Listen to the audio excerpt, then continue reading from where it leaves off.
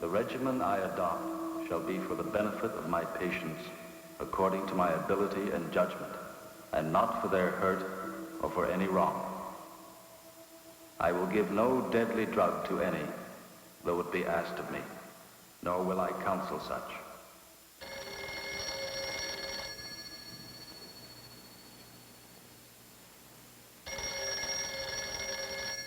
The office of Dr. James Carter Stone. But this call will not be answered. A patient, probably. Someone who wants the doctor to see him. But tonight there are a number of things the doctor prefers not to see.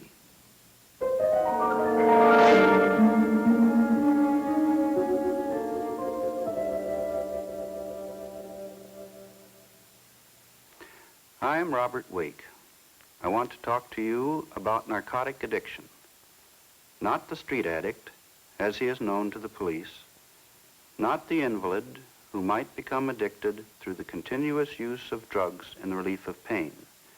But the professionals in the field of medicine, doctors, nurses, pharmacists, dentists, trained, intelligent people who become addicts chiefly through their failure to understand the danger. Too many Canadian doctors have a history of addiction. It is a sad loss to Canadian medicine, and to these men and their families, it is a deep and personal tragedy. Each of these men would have sworn that it could not happen to him, but it did. And to many, it ruined the life and career of the victim. A career that might have been a far happier and a different story. A story that started out, in all probability, like that of young Jim Stone.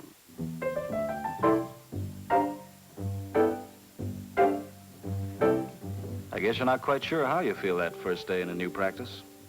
Scared, lucky, determined too. Not a student or an intern anymore, but a doctor. Somebody needed and relied on. James Carter Stone, MD. In a way, I was luckier than some. With old Doc Kelso, a friend of the family, I was walking into a practice he had taken years to build up. Not that my marks at medical school didn't help. They did. But a full partner in a growing suburban practice like this, well, it was a break. One that would give Dr. Kelso some of the rest he'd been trying to get for years. And one that would get me off to a healthy start. It wasn't going to be easy.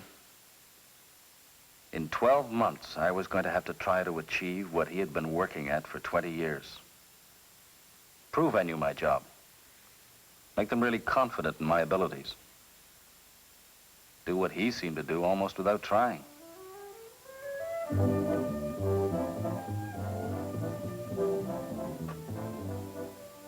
Doctor's ready for you, Mrs. Cartwright. When you graduate from medical school, you've finished a period of intensive study of diseases. You're keen to treat and cure people of these diseases.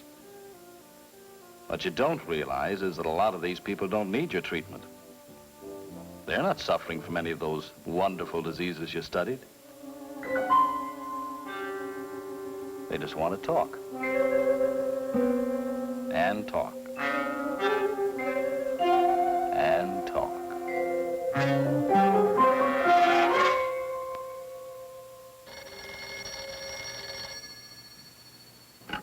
You've probably spent 2 to 5 years in a hospital, and people in the hospital are usually genuinely sick. Consequently, when someone phones and says it's an emergency, you think it is, and you dash headlong into it.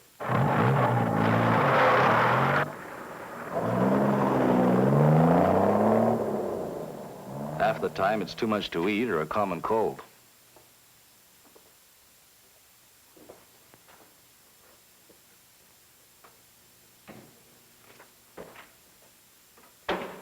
Well, indigestion. I don't feel too bad about it, Jim. Genuine emergencies are rare. Patient in emergency really has to be blue, whether from obstruction of the airway, heart failure, or unconsciousness due to an accident. Trouble is, the patient's family don't know what a real emergency is. You know, it took me nearly 5 years to hit a balance between all that I wanted to do and what seemed to be sensibly possible.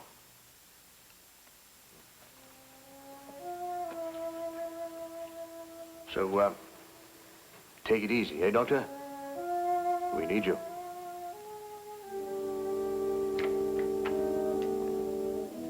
It's not that easy to relax when you're handling a busy practice. I wasn't just trying to measure up to Dr. Kelso's standards, and my own. There were other doctors in the area. You simply stayed on top of the game or else.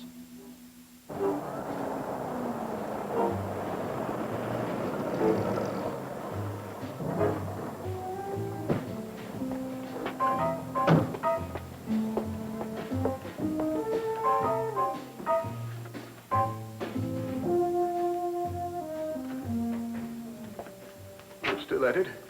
I just thought I'd finish up Mr. Latimer and do some work on the cargo report. Look, Jim, Alice and I are going into town tonight. Why don't you come along? I'm all right, Bob. Now, let me take a rain check on that, eh? Okay. Don't overdo it now, will you? Good night, Bob.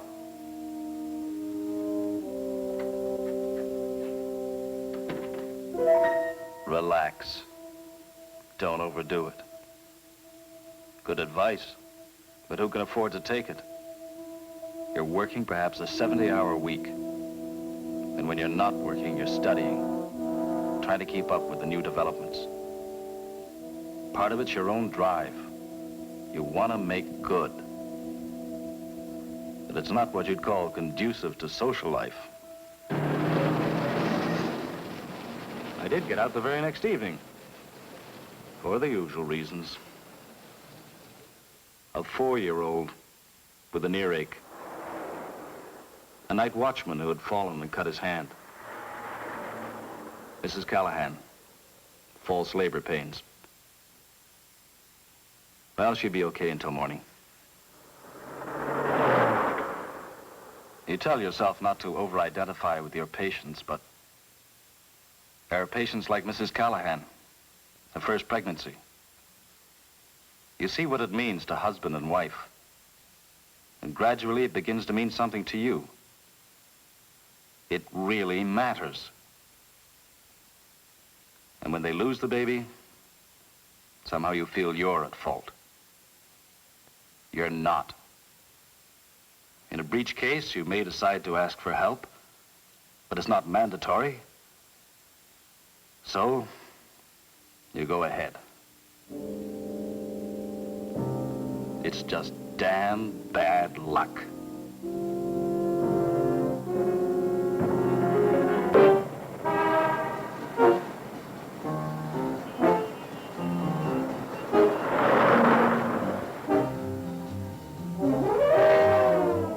That day Mrs. Callahan lost her baby, I had 14 other people to see.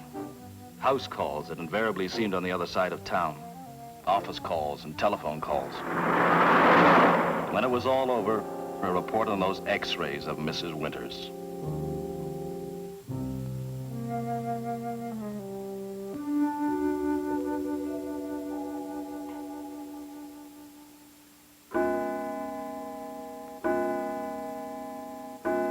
Three o'clock. And in spite of 2 pentobarbitals, I was tense and awake. As usual, the day's events were pounding in my head. I couldn't afford these recurring headaches. I had to get some sleep. I had to relax.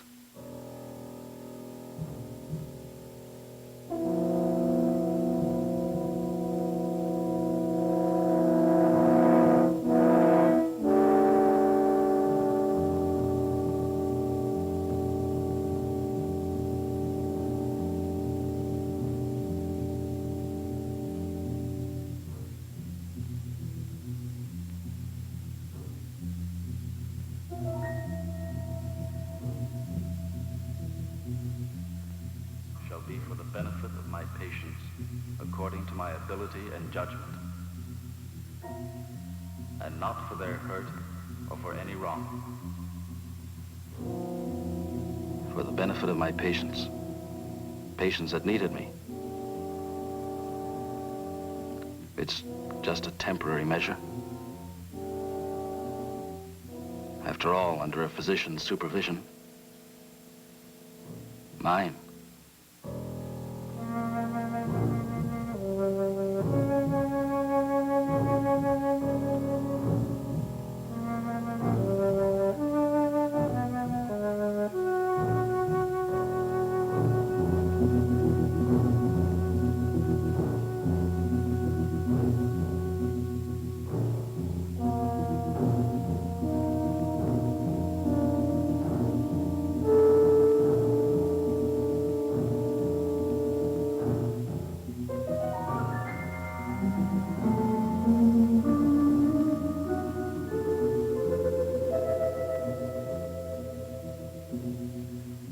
This weekend, I'd get a real rest.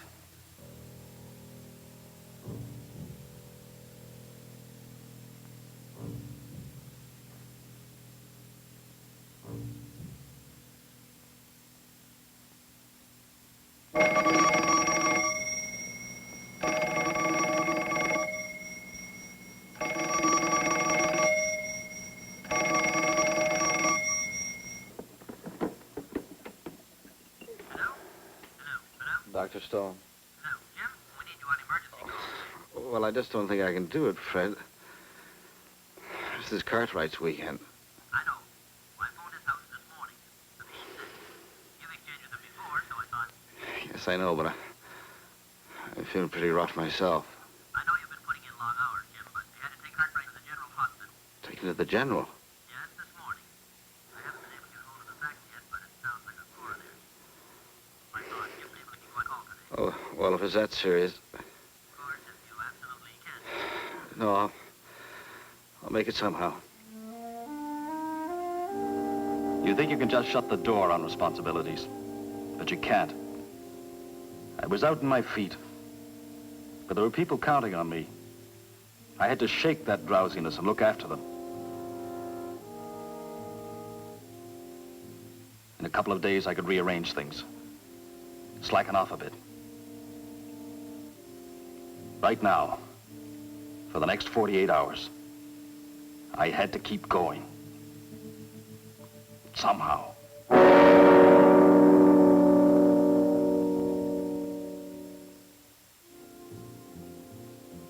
I did keep going. A week later, in spite of Dr. Kelso's more frequent absences, it was business as usual at the office. I had found a way to beat the daily grind. Now, remember, Mr. Kowalski, these are narcotics. You know, drugs, perfectly safe if you use them exactly as I've marked down. They will stop the pain. But you must use them carefully, just as I've written here. Otherwise, they're dangerous. You understand? I think so, yes. There was no real contradiction between my warning to Kowalski and my own actions. One vital fact made all the difference. My training and knowledge. I knew what I was doing. This way, I was handling the job, coping, accomplishing work I couldn't have begun to do otherwise. As for the patients... Mrs. Jerkins is here, Dr. Stone. I'll be tied up about 5 minutes, Miss Logan. Would you ask her to wait, please? Very well, Doctor. Maybe it was a bit offside, but my patients needed me. The important thing was to keep control. I was careful.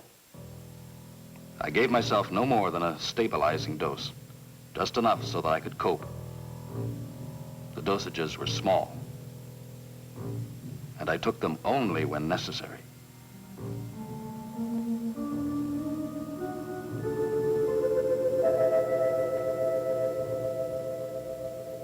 Doctor, will you see Mrs. Jerkins now?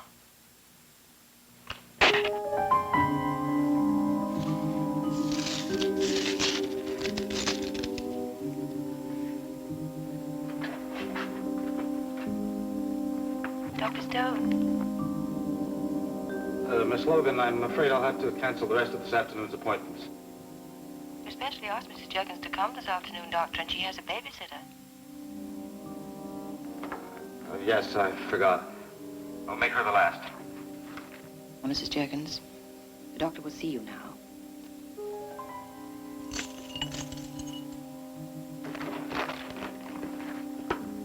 Oh, come in, Mrs. Juergens. I'll just get this out of the way.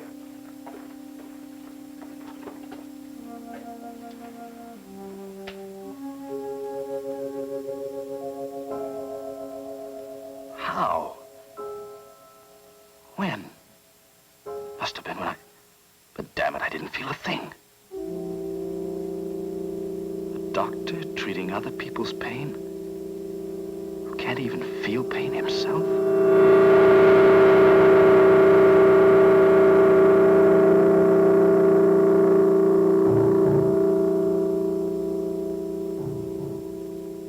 All right, then.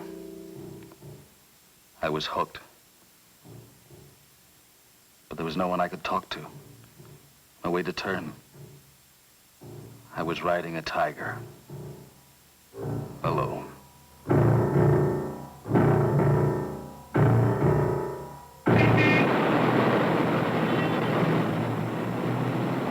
As a doctor, you're authorized. But you have to be careful. You issue prescriptions with false names. You take them to out-of-the-way drugstores. And you say you're in a hurry to deliver it yourself. You've got to have the stuff. Because if you don't...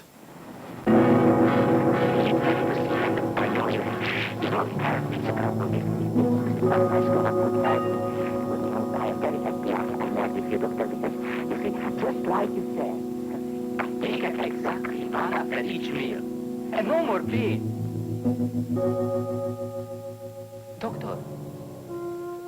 You hear me, Doctor? Something wrong?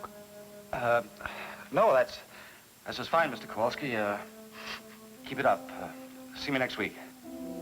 The patients got stupider every day. They couldn't seem to understand the simplest things. And Miss Logan was on their side, always plaguing me with details, when all I wanted was for her to get out of there.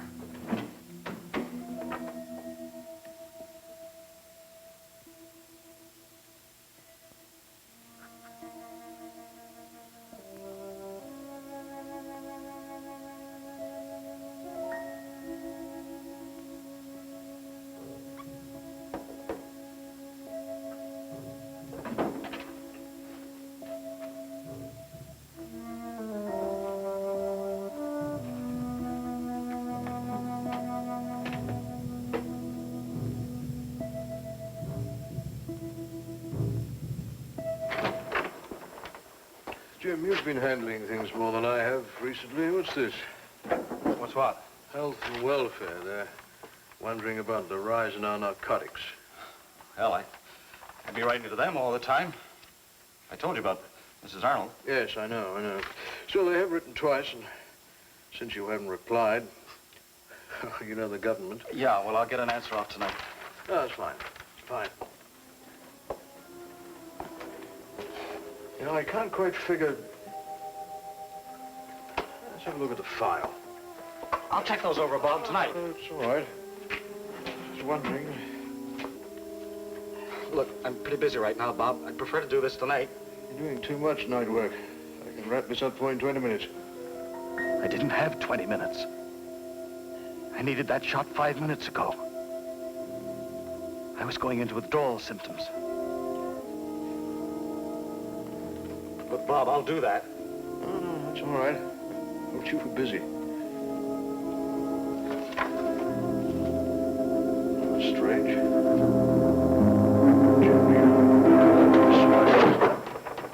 What's the matter, Jim? Jim, what's up? You've been doing too much lately.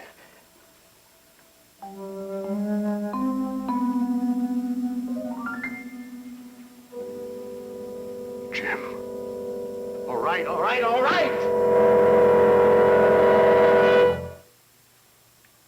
James Carter Stone, M.D., A doctor who once had a future.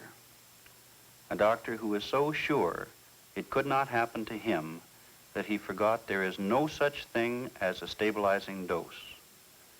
Invariably, those who start to take drugs fail to appreciate sufficiently the vital factors of tolerance, physical dependence, and habituation. They simply do not stop to think that with repeated administration, more and more of the drug is required to obtain the original effect. They forget that their altered physiological condition will demand continuous use of the drug in order to prevent the characteristic illness known as the abstinence syndrome. They forget that the substitution of the drug for other types of adaptive behavior means that more and more they will become physically dependent upon the drug. This was Jim Stone's tragedy. Even without the arrival of Dr. Kelso, Stone would have been caught in the routine and continuing cross-checks on narcotic supplies by the Department of National Health and Welfare. Now, instead of helping his patients as he had wished, he left them without the support they needed. He was guilty of breaking the law, and he was a sick man. In this case, the law did not prosecute to the full extent, and at the request of his family and Dr. Kelso, psychiatric and other treatment was made available. All of this at considerable expense. But there is no royal road to recovery from addiction. It is a rocky, painful path, and it took 1 full year out of Jim Stone's working life.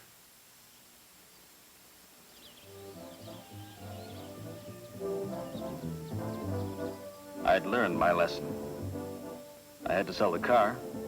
That was okay. If I lost money, at least I could profit from experience. I knew my limitations now.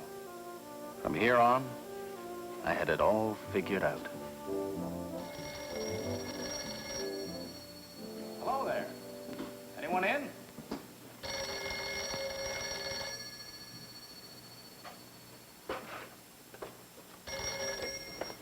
Dr. Stone? Oh, Mrs. Callahan. Yes, well, I've been away.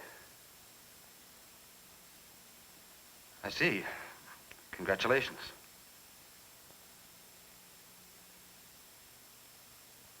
Well, I'm sure everything will be all right this time. Dr. Kelso.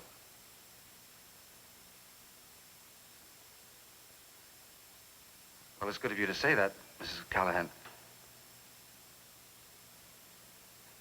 Yes, well, I would recommend...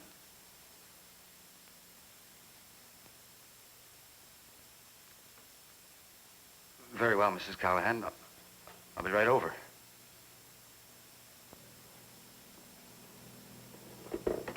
All right. You have to expect those things. Just because she lost one baby doesn't mean she'll lose this one. I can succeed. She'll see. She'll have reason to believe in me. All I have to do is relax. Take it easy. I can prove myself. All I need is a small stabilizer. Just to keep me steady. Just to keep me going.